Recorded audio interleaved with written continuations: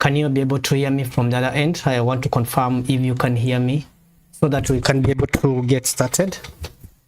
Let me know from the comment section if you are able to hear me so that we can start.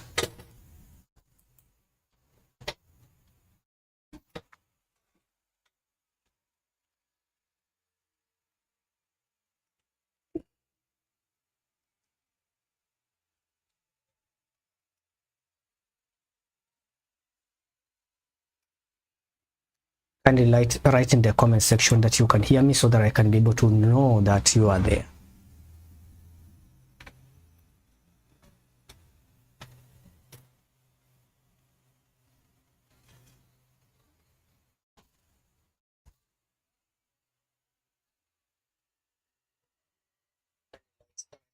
Section that you can hear me so that I can be able to know that you are there. Okay, so one of the most important concepts that we need to know, of course, I've been talking about uncertainties, but there are more other practical skills that you need to know in this paper.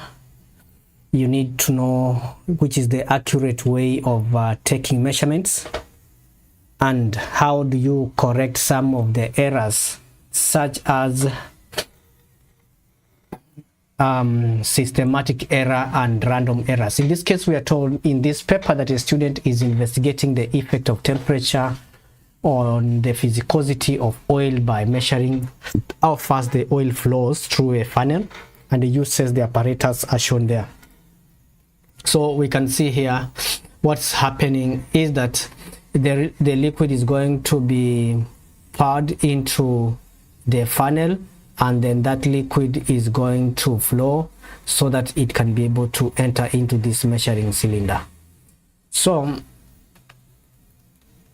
we are supposed to state the apparatus the student could use to vary the temperature of the oil. In this case, the student needs a hot plate for heating and a cold water bath for cooling the oil. So because we are told to vary temperature, so temperature can be varied either by increasing it or by decreasing it. So that's why I'm saying a hot plate for heating and a cold water bath for cooling the oil. The piece of apparatus that the student needs to use to measure time is actually a stopwatch, or a stop clock, or a timer in any way.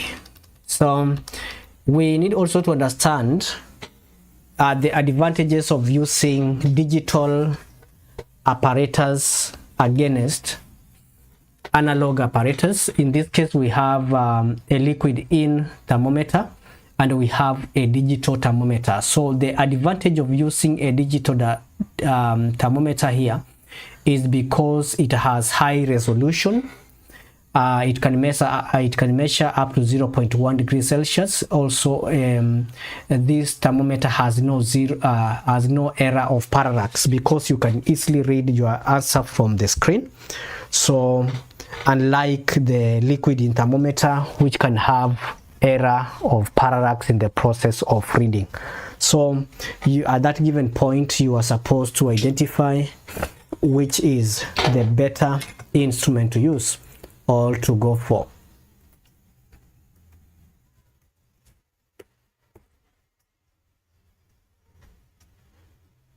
That's the process of reading.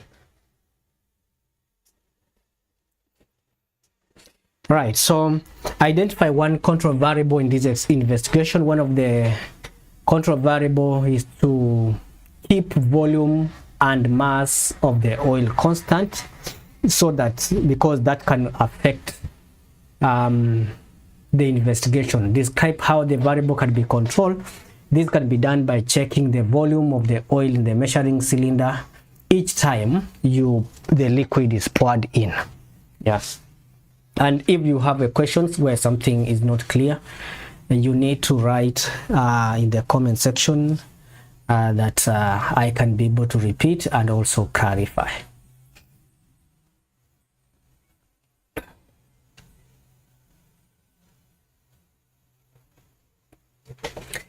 Moving down, we have a student initially measures the time from this starting to pour the oil into the funnel and the last drop of oil falling from the funnel. State how the rate of flow can be calculated.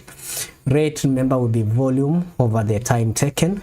So if we know the volume of the oil and the time it has taken to flow, then we can be able to work out the rate of flow. Describe how the same operator could be used to calculate the more accurate value of rate of flow. Number one, we are supposed to pour the oil in the funnel and start the stopwatch. And when the oil reaches a marked level, i.e. 10 centimeter cubic, we can be able to stop a stopwatch. And then we can also stop a stopwatch when the oil reaches a certain volume, which maybe you have marked on the measuring cylinder. Then in order to work out the rate, we are going to measure the volume after the fixed time, then divide by that time taken for the liquid to flow. You are going to meet questions, or you are going to have questions which require you to complete a graph. And for instance, if some points are drawn and you are supposed to complete a graph, check if you are told to draw line of best fit or curve of best fit. So for here, this is definitely going to be a curve. So we are going to draw a curve of best fit. And then the question that follows was to give the value of the potential difference at which the LED start to conduct. So if you look at this graph, the intensity changes immediately. It's beyond this value that we have here. So that's why you can see I decided to label and say our answer is 1.8 volts. Calculate the minimum energy. Energy is the same as work done, and we know we are working out the energy or work done to transfer an electron. So something that you are supposed to remember in this when you are doing this question is that the charge of an electron is 1.6 times 10 raised to power negative 19 coulombs. You are to remember that, so that we can be able to say work done or energy transferred is equivalent to 1.6 times 10 raised to power negative 19 times the voltage which we had identified from the previous section, and that is going to be 1.8. And if you work it out, you are going to get your final answer as 2.88 times 10 raised to power negative 19.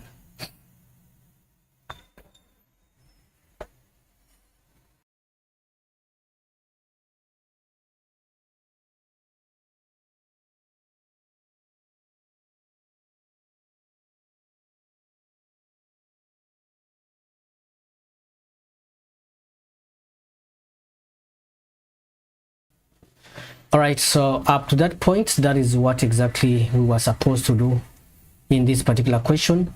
And if you can work it out, you'll get 2.9 times 10 raised to power 19 joules of energy transferred at that given point. So at this point, I can be able to request you, if you are new to ProfLearn YouTube channel, consider subscribing so that anytime I'm going to add a new tutorial, you'll be notified.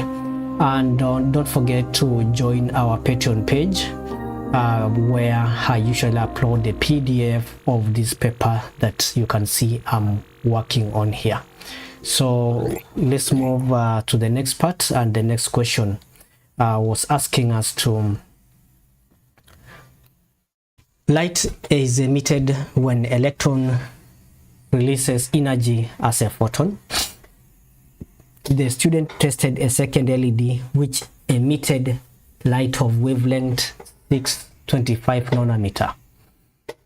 From her result, she determined the minimum electron energy was 3.1 times 10 raised to power negative 19 joules.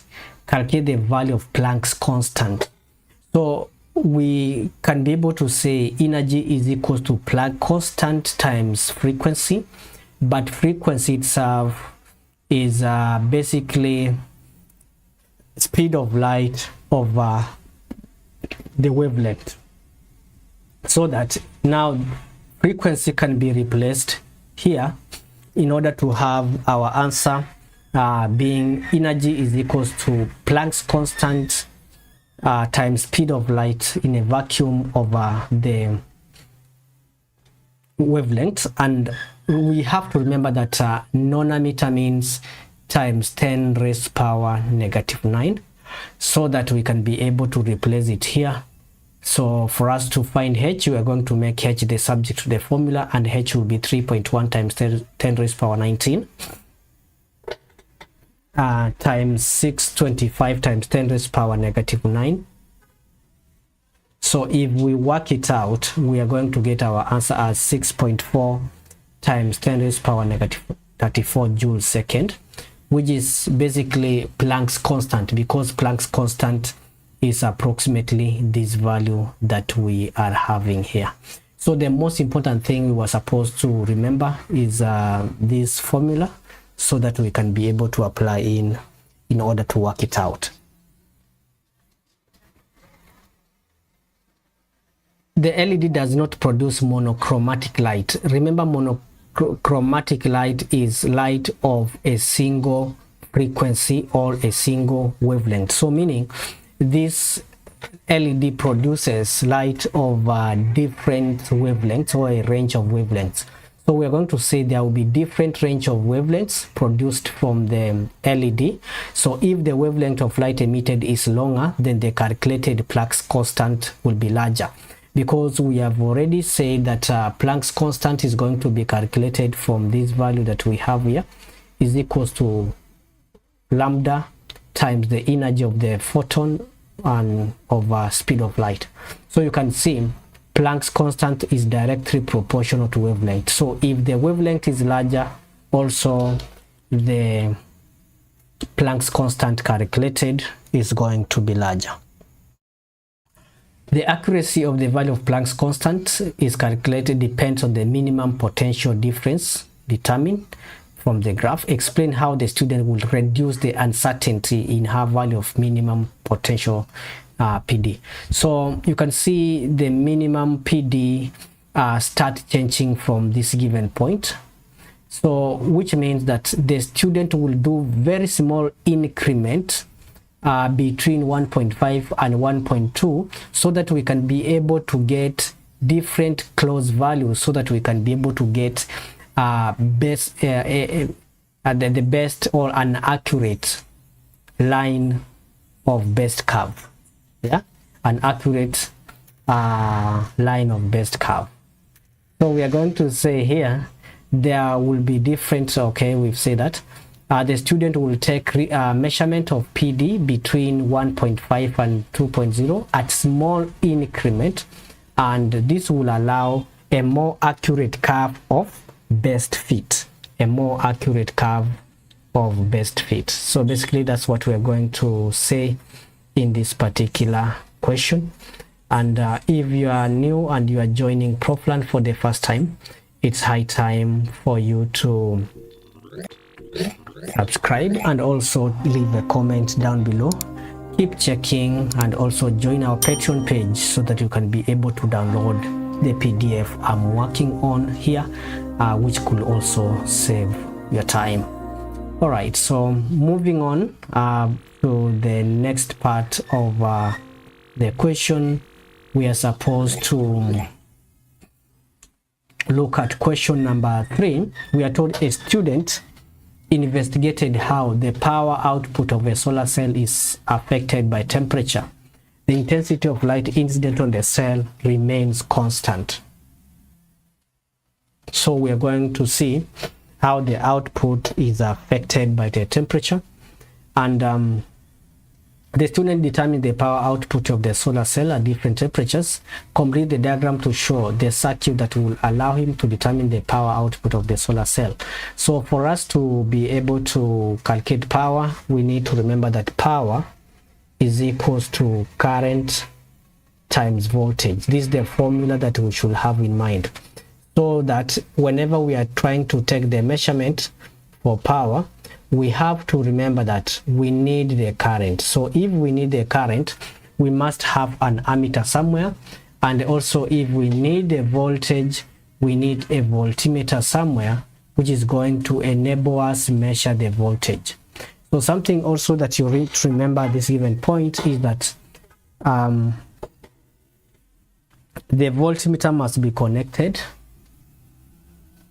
parallel to the device where voltage is going to be measured. I describe how the student could measure the intensity. Describe how the student could ensure that the intensity of light incident on the solar remains constant. In that case, we are going to say the student should place the lamp at a fixed distance from the solar,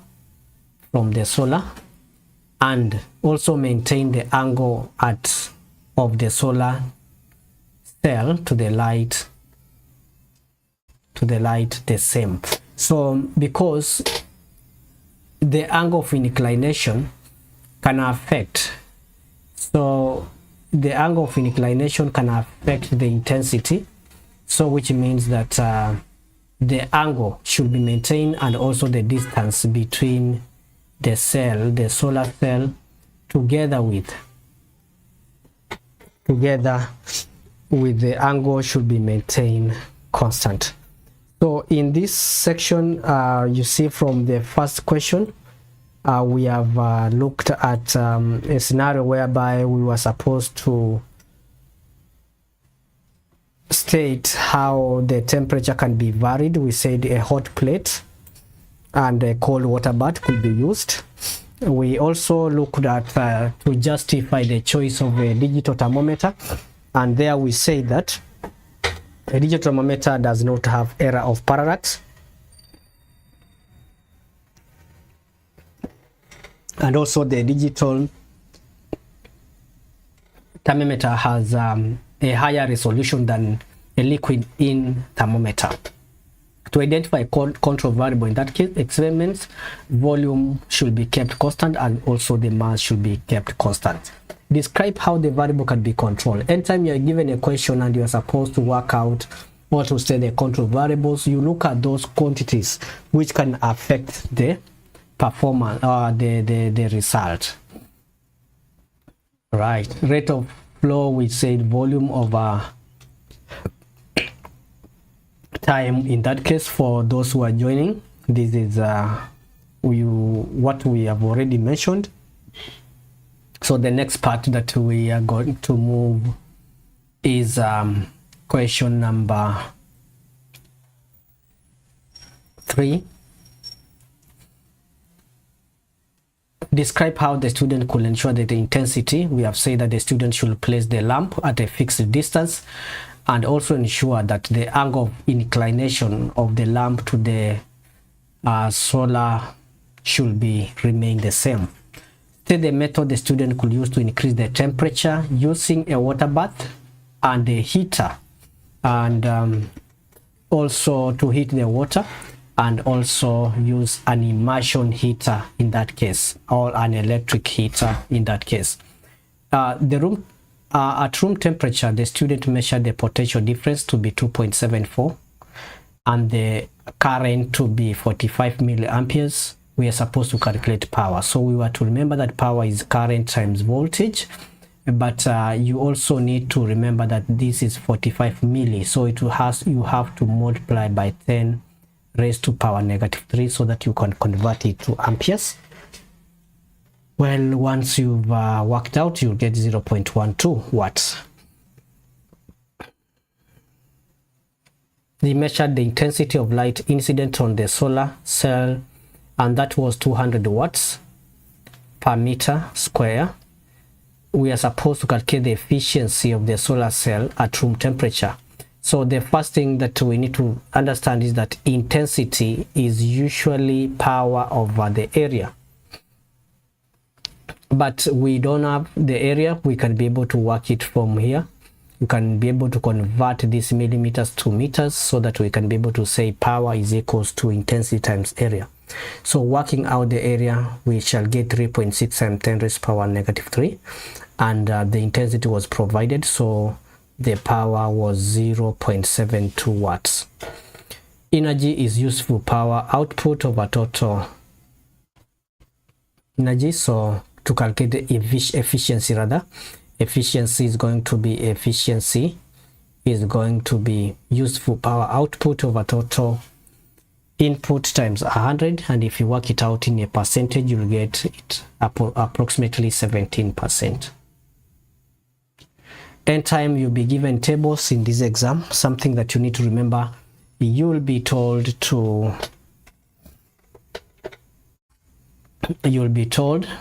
criticize the result.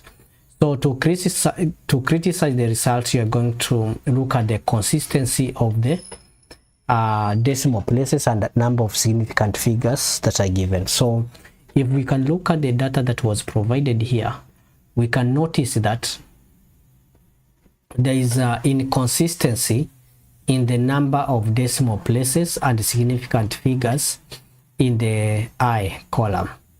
And also we can look at their few readings. In order to draw a graph, in fact, you need more data.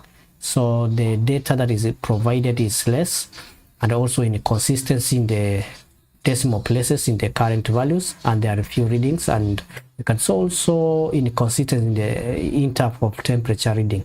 So from here it's 5, here you can see it's 10, then here is the interval is 20. So that inconsistency is not going to really make us get accurate results. Over range of temperatures shown, the relationship between power output and the solar cell and its temperature is linear.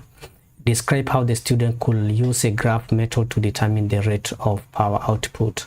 So we're going to say they need to calculate the power output at each temperature and then plot a graph of power against temperature. That is going to be a straight line graph. Then in order to get the rate of change, the change in power output, need to work out the gradient in order to get that. Basically, that's what we're supposed to do. Work out the gradient, and also remember that you are going to plot a graph in order to get that result.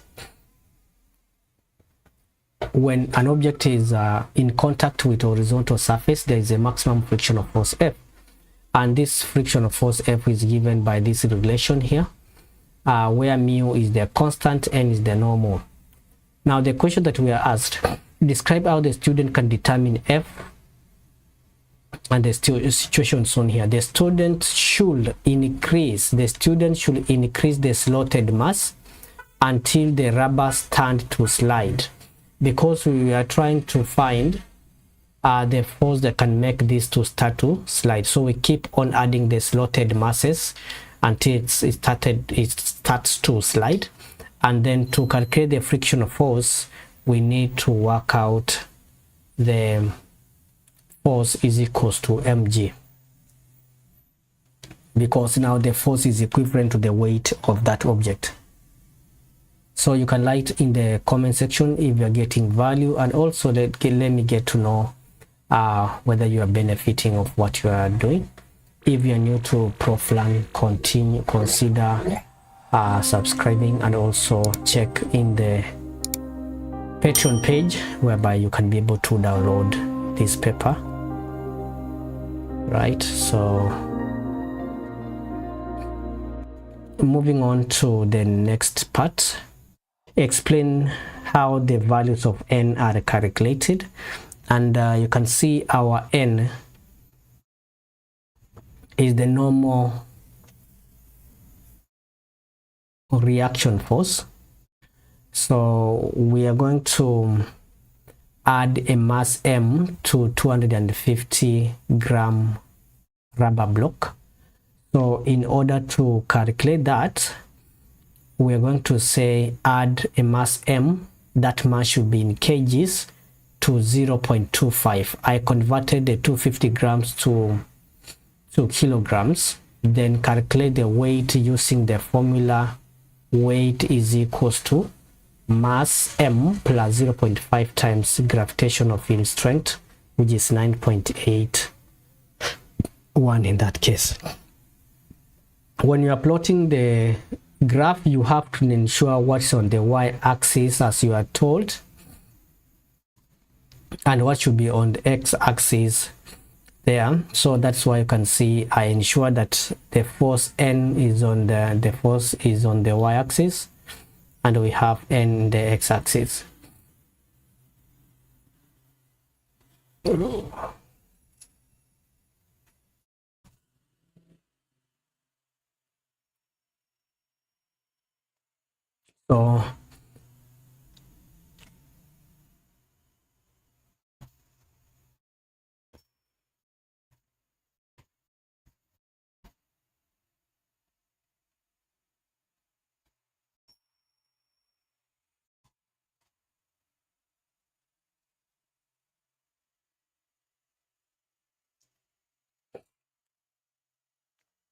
So we have our force there on the y-axis, and we are supposed to determine the value of mu. If you can see, whatever we have gotten here is a, okay, there is maybe something I need to mention here. I circled one of the points, and I'm going to consider this as an anomalous point, so that if there is any point that is out of the line and not really consistent with the rest of the values which are there, you need to circle that to indicate that's an anomalous point.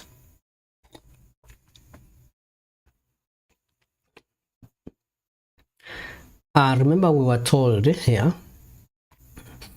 that the equation that connects force is this. So which means if we relate this equation with y is equals to mx plus c, this is having 0 y-intercept. So meaning if you draw a graph of force against N, it's going to be a straight line that passes through the origin. So that's why you can see the graph we have obtained down here is a straight line that passes through the origin, because force is proportional to N. And then which means that if we want to find the value of mu is going to be the gradient of the graph, which is going to be 0.58 in that case. And 0.58, this mu is not going to have the units. The tire manufacturer carries out a similar test for the sample of rubber used to suggest why this is necessary. Can you state why is it necessary? This is done to test if the tire will provide enough grip or enough friction in order to stop the car in the same distance. So basically that's what we are supposed to do in this paper. You need to remember that there are more formulas which I provided down there for you to use, so you don't have to really struggle in order to remember most of the formulas that were done in unit 2 and in unit 1, that is mechanics and materials. So up to that point, this is the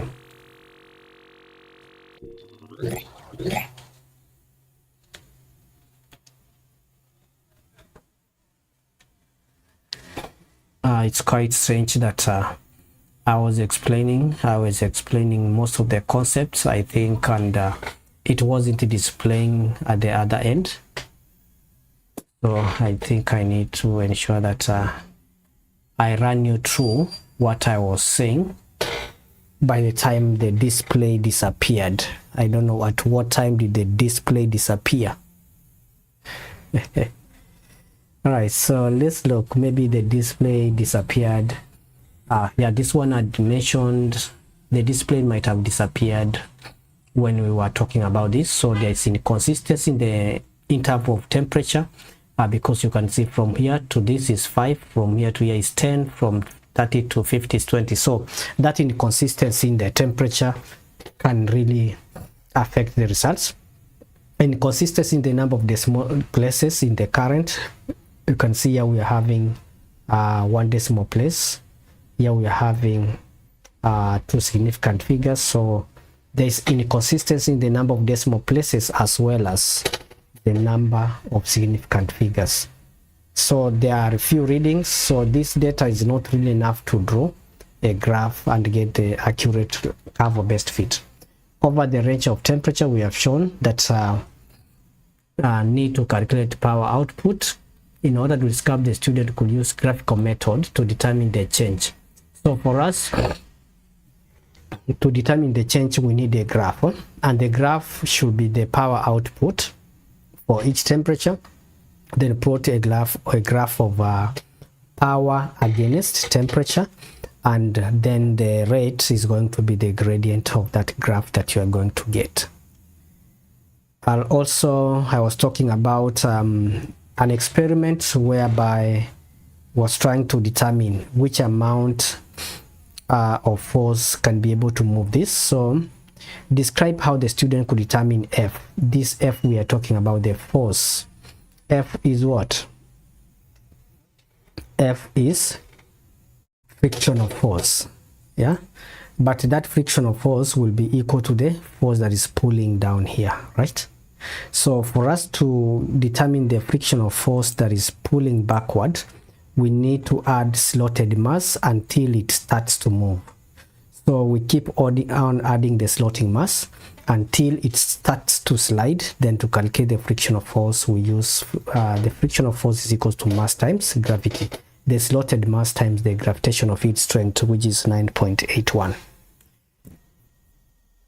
Explain how the value of N is calculated. Remember, N is the normal force here, normal reaction force. In this case, there was the 250 rubber grams.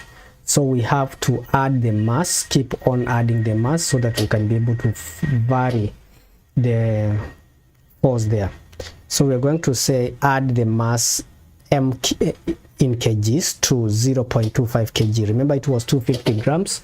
So I had to convert this to kilograms so that I can be able to calculate the weight by mass plus M plus 0.25 times the gravitational field strength. So when you are plotting the graph, ensure you know what should be on the y-axis and what should be on the x-axis. And if you have any point which is inconsistent with the rest, you can be able to circle that point to show it's an anomalous point. You did not consider it when you are drawing the line of best fit. So if you look at the equation that we are given here, F is equals to mu n, so meaning the y-intercept is 0, and if we relate this equation with the equation of a straight line, it will mean that the constant mu is basically the gradient of the graph that we are going to get at this given point. So if we work out the gradient of the straight line that we got, we shall be able to get the value of mu. In that case, the gradient is going to be, you shall use a big triangle more than three quarters of the straight line, about 3/4 or more, and then we can be able to get our answer 0.58, which is the value of mu, and it doesn't have units because it's a constant. So, right, so the tire manufacturer carries out a similar test on the sample of the rubber used for tires. Suggests why these tests are necessary. In this case, we're going to say this must be done to test if the tire will provide enough grip in order to stop the car in a safe distance. Yeah, so that will mark the end of that paper as you are preparing for your exam. So shall be having another tutorial on the same tomorrow, the last bit, which can enable us understand how you're supposed to work out more of those questions. See you tomorrow for the next bit, the final tip, and also my final advice on how you're supposed to score more in this paper. See you in the next video.